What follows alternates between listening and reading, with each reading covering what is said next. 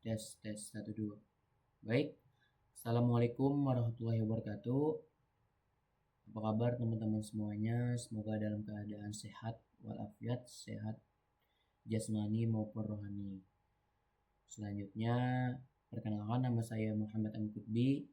Di dalam video ini saya akan menjelaskan materi-materi yang diajarkan oleh dosen kami, yaitu Ibu Restiawati Utami, SEAKMM. Halo Ibu, gimana kabarnya Ibu? Semoga sehat selalu, sehat jasmani maupun rohani.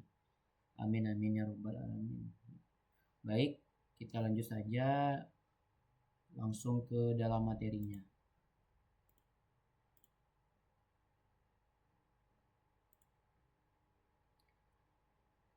Di sini kita melihat ada UTS pengantar akuntansi. Seperti yang saya katakan di awal, di dalam video ini saya akan membuat video atau melaksanakan ulangan tengah semester pengantar akuntansi dengan menjelaskan materi-materi yang diajarkan oleh dosen pengampu kami atau dosen pengajar kami, yaitu yang bernama Ibu Restiawati Utami, SEAKMM, dalam mata kuliah pengantar akuntansi. Di dalam video ini saya akan menjelaskan ada 4 bab. Yang pertama yaitu pengertian akuntansi, yang kedua persamaan akuntansi, yang ketiga siklus akuntansi, dan yang terakhir sebenarnya adalah siklus akuntansi juga, tetapi saya menyebutnya dalam 4 bab. Lanjut. Identitas pembuat. Nama saya yaitu Muhammad Amkutbi. Saya lahir di Banjarmasin tanggal 20 bulan Agustus tahun 2006. Saya berkuliah di Universitas Sarimulya. NIM saya yaitu 1121 56624 10166. Kita lanjut. Bab 1. Pengertian akuntansi. Lanjut. Pengertian akuntansi. Akuntansi adalah proses pencatatan, penggolongan, pengikhtisaran, dan pelaporan informasi keuangan untuk membantu pengambilan keputusan. Lanjut. Tujuan akuntansi. 1. Menyediakan informasi keuangan. Poin A. Memberikan laporan tentang kondisi keuangan perusahaan seperti aset, utang, dan modal. Poin B. Menunjukkan hasil operasional perusahaan seperti laba atau rugi dalam periode tertentu. Laba di sini adalah keuntungan. Jangan disamakan laba dan rugi itu sama ya.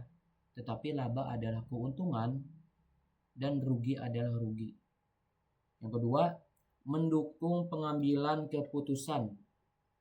Poin A. Membantu pemilik, manajemen, dan pemangku kepentingan lain seperti investor atau kreditur dalam membuat keputusan strategis seperti investasi atau pengelolaan biaya. Yang ketiga, mengontrol keuangan perusahaan. Poin A. Mengawasi arus kas masuk dan keluar. Poin B. Mengontrol pengeluaran untuk mencegah pemborosan atau penyalahgunaan dana. Lanjut. 4. Memenuhi kewajiban hukum. Poin A. Membantu perusahaan mematuhi peraturan perpajakan dan hukum yang berlaku. Poin B. Menyediakan data akurat untuk pelaporan pajak dan audit. Yang kelima, menyediakan catatan keuangan yang sistematis. Poin A. Menyimpan semua transaksi keuangan secara terorganisir agar mudah dilacak dan diperiksa. Yang keenam, menunjukkan akuntabilitas. Poin A. Menyajikan laporan yang menunjukkan tanggung jawab manajemen dalam mengelola sumber daya perusahaan. Lanjut. Pihak yang membutuhkan akuntansi. ada di dalam internal dan eksternal. Di sini di dalam internal ada manajer dan pemilik. Di dalam eksternal ada investor, kreditur, pemerintah, dan masyarakat umum. Lanjut. Profesi akuntan dan bidangnya. Poin A, akuntan publik. Audit perpajakan konsultasi. Poin B, akuntan manajemen, laporan internal, dan penganggaran. Jadi profesi akuntansi dan bidangnya terbagi dua, akuntan publik dan akuntan manajemen. Di dalam akuntan publik ada terdapat audit, perpajakan, dan konsultasi. Di dalam akuntansi manajemen ada laporan internal dan penganggaran. Kita lanjut. Masih di dalam profesi akuntan dan bidangnya. Poin A, akuntan pemerintah atau pemerintahan, keuangan negara. Akuntan pendidikan, mengajar dan penelitian. Jadi di dalam profesi akuntan dan bidangnya ada 4 tadi itu ya. Yang kedua tadi dan yang kedua ini. Akuntan pemerintahan dan akuntan pendidikan. Di dalam akuntan pemerintahan ada keuangan negara, dan di dalam akuntan pendidikan ada mengajar dan penelitian. Kita lanjut. Peran akuntansi dalam perusahaan negara. Yang pertama, sebagai alat pengendalian keuangan. Nah, di sini ada animasinya atau grafisnya. Sebagai alat pengendalian keuangan. Yang kedua, membantu pengambilan keputusan strategis. Jadi peran akuntansi dalam perusahaan negara cukup berpengaruh dalam perusahaan negara. Dia bisa membantu pengambilan keputusan strategis. Yang ketiga, meningkatkan efisiensi dan transparansi. Jadi di dalam peran akuntansi dalam perusahaan negara dapat meningkatkan efisiensi dan transparansi. Jadi sangat-sangat berguna dalam perusahaan negara, yaitu peran akuntansi. Lanjut. Bab 2. Persamaan dasar akuntansi. Persamaan dasar akuntansi, kita lanjut. Pengertian persamaan akuntansi. Di sini ada rumus harta sama dengan utang ditambah modal. Jadi saya akan menjelaskan yang pertama, yaitu harta. Harta adalah aset atau aset semua yang dimiliki perusahaan. Utang adalah liabilitas atau pasifa, semua kewajiban perusahaan kepada pihak ketiga. Yang ketiga, modal atau ekuitas adalah hak pemilik atas kekayaan perusahaan setelah semua kewajiban dilunasi. Kita lanjut. Jadi pengertian persamaan akuntansi, yang pertama, harta adalah aset, segala kekayaan yang dimiliki perusahaan untuk menjalankan operasinya. Contoh, yang pertama ada duit kas, ada uang kas lah kata orang-orang itu. Yang kedua ada peralatan seperti ekskavator. Habis itu ada hal-hal lain lah. Yang ketiga kendaraan, ada motor dan mobil untuk perusahaan jasa. Yang keempat ada gedung, pasti harus dong mempunyai gedung. Lanjut. Yang kedua utang, liabilitas atau pasifa. Seperti yang saya katakan tadi, liabilitas atau pasifa. Saya disclaimer dulu, liabilitas atau pasifa itu sama dalam pengertiannya, tapi dalam istilah berbeda. Jadi lanjut kita ke bawah. Utang yaitu kewajiban perusahaan kepada pihak lain yang harus dilunasi di masa mendatang. Contoh yang pertama pinjaman bank, yang kedua hutang dagang, yang ketiga hutang gaji. Lanjut. Pengaruh transaksi keuangan terhadap persamaan akuntansi. Pengaruh. Kita harus fokus yang pertama, yaitu pengaruh transaksi keuangan terhadap. Jadi pengaruh secara sederhananya, pengaruh terhadap persamaan akuntansi. Pengaruhnya dari mana? Pengaruh transaksi keuangan kepada persamaan akuntansi. Contoh, Jika membeli barang dengan uang tunai, maka harta berkurang dan persediaan bertambah.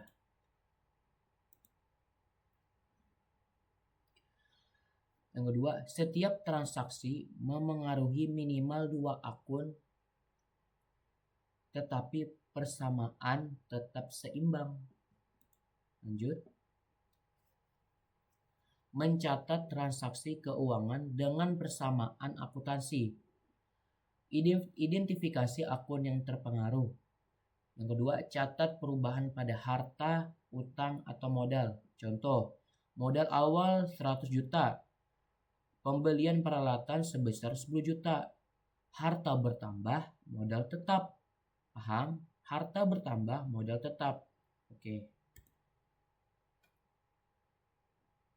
Mencatat transaksi keuangan dengan persamaan akuntansi. Identifikasi akun yang terpengaruh. Ini yang tadi ya. Sebentar, kita dulu ya.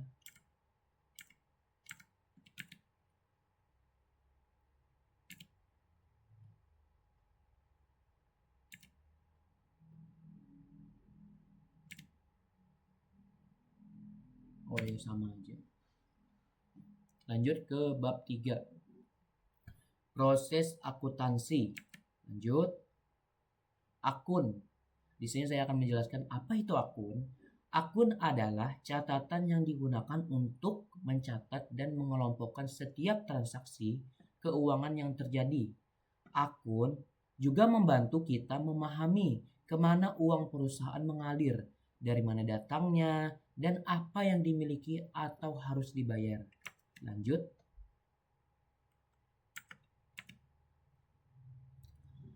Dalam akuntansi ada 5 jenis akun utama. Akun utama ya guys ya. Yang pertama, aset. Semua yang dimiliki perusahaan dan punya nilai seperti poin A, kas berupa uang tunai. Poin B, piutang berupa uang yang belum dibayar pelanggan. Poin C, inventaris berupa barang yang akan dijual. Yang kedua, kewajiban atau liabilities adalah semua utang atau kewajiban yang harus dibayar seperti poin A, utang usaha berupa uang yang harus dibayar kepada supplier. Poin B, pinjaman berupa uang yang dipinjam dari bank. Yang ketiga, ekuitas atau equity adalah bagian kepemilikan pemilik dalam perusahaan. Saya ulang, bagian kepemilikan pemilik dalam perusahaan, seperti modal awal atau keuntungan yang disimpan atau laba ditahan. Ini laba ditahan ini adalah istilah secara sederhananya, namun pengertiannya adalah sama yang di atas ini. Laba ditahan adalah modal awal atau keuntungan yang disimpan. Oke, lanjut. Masih di dalam akun. Yang keempat, pendapatan atau revenues adalah uang yang diperoleh dari penjualan produk atau jasa. Seperti poin A, pendapatan penjualan. Yang kedua, pendapatan sewa. Yang kelima, beban atau expenses adalah uang yang dikeluarkan untuk menjalankan bisnis, seperti poin A, beban listrik. Yang kedua, poin B, beban gaji. Jadi, beban ini bukan berarti beban. Beban dalam akuntansi dijelaskan yaitu adalah uang yang dikeluarkan untuk menjalankan bisnis. Jadi beban ini adalah uang yang dikeluarkan untuk menjalankan bisnis. Oke, paham? Contoh sederhana akun. Misalkan kamu punya bisnis kafe. Uang yang kamu pakai untuk membeli kopi masuk ke akun beban bahan baku. Saya ulangi, uang yang kamu pakai untuk membeli kopi masuk ke akun beban bahan baku. Yang kedua, uang yang kamu dapat dari menjual kopi masuk ke akun pendapatan penjualan. Paham? Jadi uang yang kamu dapat dari menjual kopi masuk ke akun pendapatan penjualan. Yang ketiga, jika kamu membeli mesin kopi dengan mencicil, itu masuk ke akun peralatan atau aset dan utang atau kewajiban. Karena di sini mencicil. Paham? Lanjut. Jurnal. Di sini saya akan menjelaskan apa itu jurnal. Jurnal merupakan tempat penampungan seluruh transaksi yang terjadi. Dalam akuntansi, jurnal memiliki beberapa jenis seperti jurnal umum, jurnal khusus, jurnal penyesuaian, jurnal pembelian, jurnal penjualan, dan lain sebagainya. Jadi ada berapa di sini kita hitung? Ada jurnal umum 1, jurnal khusus 2, jurnal penyesuaian 3, jurnal pembelian 4, jurnal penjualan 5. Jadi ada 5 jurnal ya. Lanjut. Contoh jurnal umum. Nah, ini ya guys ya. Contoh jurnal umum ada kas, tanggal 1, perkiraan, kas, peralatan kantor. Ref ini kode ya. Ini kode, debit dan kredit. Nah, kas peralatan kantor, debitnya 100, kas 100 juta. Peralatan kantor 5 juta. Jadi sampai sini ya. Lihat dengan sendirinya. Baik, kita lanjut. Lanjut ke buku besar. Buku besar adalah sarana untuk mendokumentasikan semua bentuk perubahan dalam suatu akun dikarenakan adanya transaksi keuangan. Isi dari buku ini adalah sejumlah perkiraan tentang ikhtisar dari pengaruh transaksi keuangan terhadap perubahan dalam akun, yakni aktiva, modal, dan kewajiban perusahaan. Kewajiban perusahaan di sini adalah yaitu apa tadi? Kewajiban. Buku besar. Ini sudah ya gitu.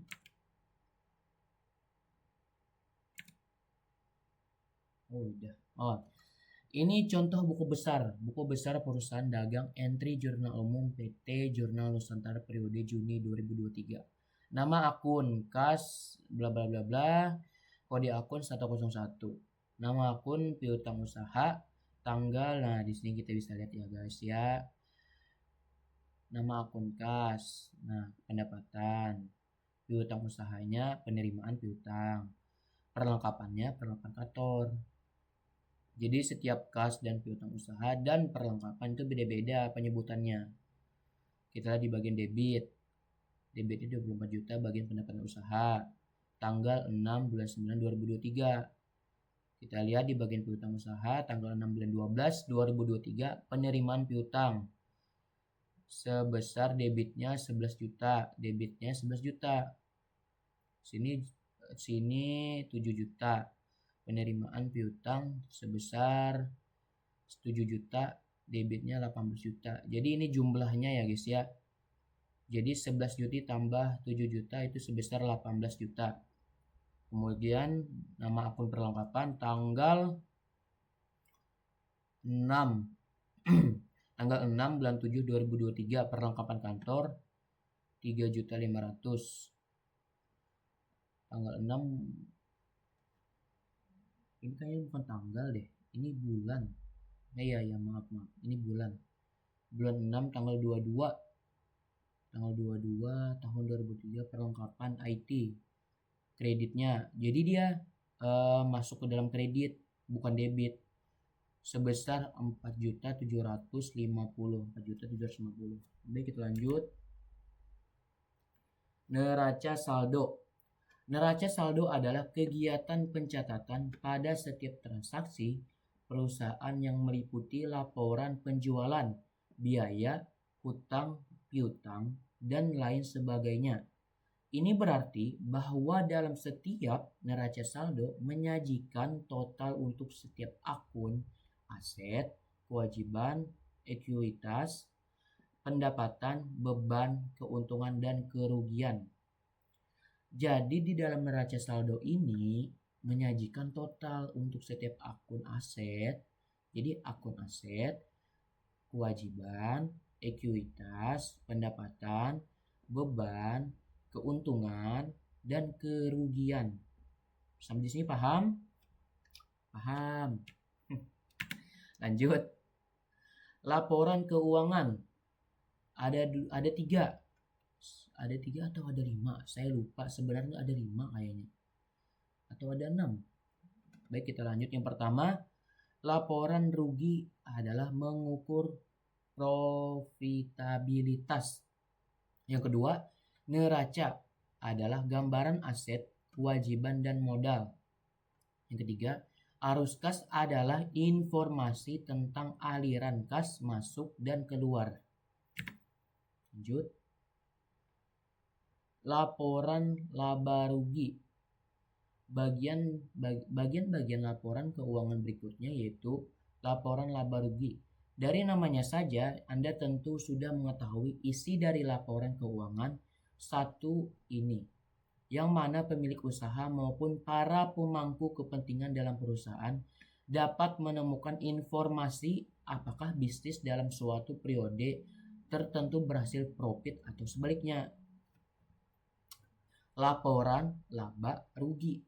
Berarti di sini saya jelaskan sedikit laporan keuntungan atau rugi. Oke, paham ya? Lanjut. Neraca. Ini neraca sudah nggak sih? Oh ya, belum. Neraca keuangan merupakan bagian-bagian laporan keuangan yang menunjukkan kemampuan suatu perusahaan untuk membayar utang maupun kewajibannya, yang dilihat dari jumlah total aset keseluruhan. Posisi keuangan perusahaan dalam periode tertentu bisa dilihat melalui laporan jenis satu ini. Jadi kalau mau melihat posisi keuangan perusahaan dalam periode tertentu bisa dilihat dari neraca ini, laporan neraca. Lanjut. Laporan keuangan di bagian arus kas. Arus kas atau biasa juga disebut dengan nama cash flow merupakan salah satu komponen penting yang menjadi bagian dari perusahaan keuangan perusahaan. Arus kas ini merangkum pergerakan uang yang masuk maupun keluar dari sebuah bisnis. Elemennya sendiri yaitu investasi serta kegiatan pendanaan dan kegiatan operasional dari perusahaan terkait. Jadi arus kas ini bisa juga disebut dengan cash flow, yang merupakan salah satu komponen penting yang menjadi bagian dari pelaporan keuangan perusahaan. Kemudian arus kas ini merangkum pergerakan uang yang masuk maupun keluar dari sebuah bisnis. Lanjut. Bab 4. Siklus akuntansi pada perusahaan jasa. Nah, ini siklus nih. Ini manajernya. Jadi dia memahami siklus akuntansi lah. Lanjut. Karakteristik perusahaan jasa. Yang pertama, tidak berwujud atau intangibility. Produk jasa memiliki sifat tidak berwujud karena tidak dapat dilihat, diraba, didengar, atau dicium sebelum ada transaksi pembelian. Saya tekankan sekali lagi, sebelum adanya transaksi pembelian. Dengan demikian, kualitas jasa baru dapat diketahui setelah konsumen membelinya. Yang kedua, cepat hilang atau verisability. Karena sifatnya non-fisik, maka produk jasa tidak dapat disimpan dan harus segera dikonsumsi saat diperoleh. Dengan demikian, manfaat produk jasa bagi konsumen akan habis dengan cepat. Hal ini membuat konsumen jasa selalu dibutuhkan konsumen berulang kali. Selanjutnya yang ketiga, enggak ada. Contoh karakteristik perusahaan jasa. Yang pertama ojek online, yang kedua laundry, yang ketiga fotokopi. Lanjut. Tahap pencatatan.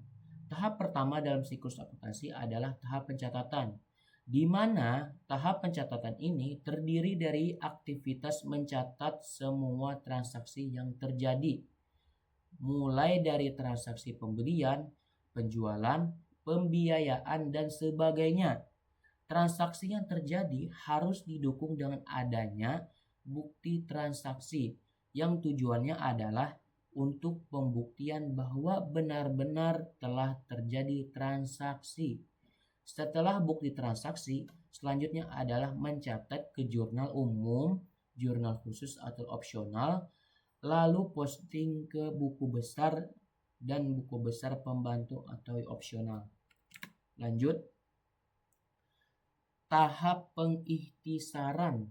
Tahap ikhtisar adalah tahap kedua dalam siklus akuntansi, di mana tahap ikhtisar ini meliputi penyusunan neraca saldo dan jurnal penyesuaian atau opsional. Dari kedua laporan ini bisa dibuat neraca lajur untuk memudahkan pembuatan laporan keuangan, kemudian membuat jurnal penutupan buku besar dan neraca saldo setelah penutupan. Lanjut. Tahap pelaporan. Tahap pelaporan merupakan tahap terakhir pada siklus akuntansi yang meliputi pembuatan laporan keuangan. Laporan keuangan terdiri dari laporan laba rugi, laporan perubahan modal, laporan arus kas, laporan neraca atau posisi keuangan, dan catatan atas laporan keuangan. Jadi yang perlu kita ingat, laporan keuangan terdiri dari laporan laba rugi yang pertama, 1, laporan perubahan modal yang kedua, laporan arus kas yang ketiga, laporan neraca atau posisi keuangan yang keempat, dan catatan atas laporan keuangan yang kelima. Jadi ada 5 ya guys ya, laporan keuangan. Lanjut. Sekian dan terima kasih. Oke, baik. Sampailah kita di penghujung materi yang saya jelaskan. Untuk kesalahan kata atau kurang lebihnya saya mohon maaf. Dan saya di sini mau berterima kasih kepada dosen pengampu saya atau dosen pengajar saya, yaitu Ibu Restiawati Utami, SEAKMM, yang telah mengajarkan atau menjelaskan materi sampai dengan bab 4. Baik, mungkin itu saja yang dapat saya jelaskan materi yang telah diajarkan Ibu Restiawati Utami. Kurang lebihnya saya mohon maaf. Wassalamualaikum warahmatullahi wabarakatuh.